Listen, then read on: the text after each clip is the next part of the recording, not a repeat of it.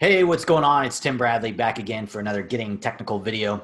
And today what I'm going to walk you guys through is the total distance report that is on Garmin. So something we can all relate to. Most of us are looking at our total mileage from week to week.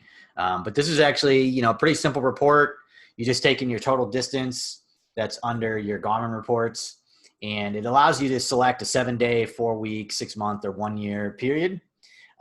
One thing I try to really emphasize for runners is, weekly mileage is certainly a stat that we're all familiar with and we track. But nowadays, one better way to look at your total mileage is what I call a 4-week rolling average. And so on here, I've actually, selected the 4 weeks here so you can actually see what, essentially a month looks like, and you can break down the patterns that you're running in terms of total distance. So I'm going to share with you a couple different patterns that you might see in training and some things to think about when you're looking at total distance.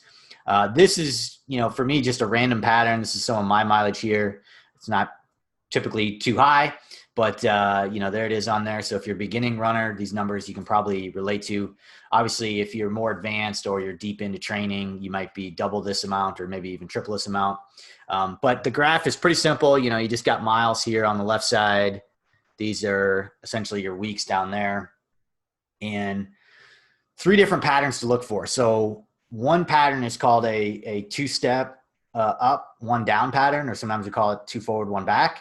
And so what that pattern would look like from a mileage standpoint is you've actually got 2 weeks here where you go up in mileage, and then you have another week where you go down.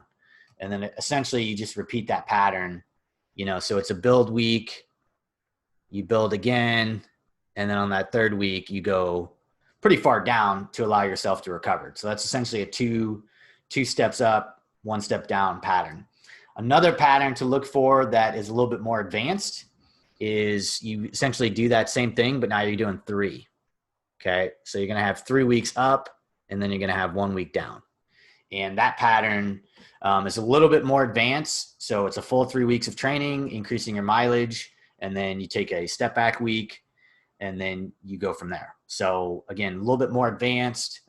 If you've ever tried to increase your mileage for 21 straight days in a row, it is quite a bit. By the time you get to that 3rd week, you're pretty tired and definitely ready for a cutback week. And so, that's another pattern to look for as well.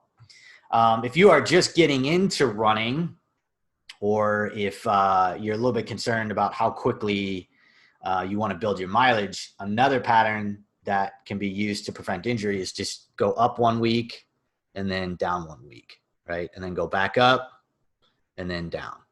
So you're giving yourself plenty of rest, because every time you go up, you're going to have a subsequent week where you go down and allow yourself to recover. And so that's a more conservative pattern that you can use if you're a beginning runner, or if you're looking at training plans and it looks a little bit too ambitious to be increasing your mileage for 2 weeks. Try just increasing for 1 week, taking a step back week, and then going from there.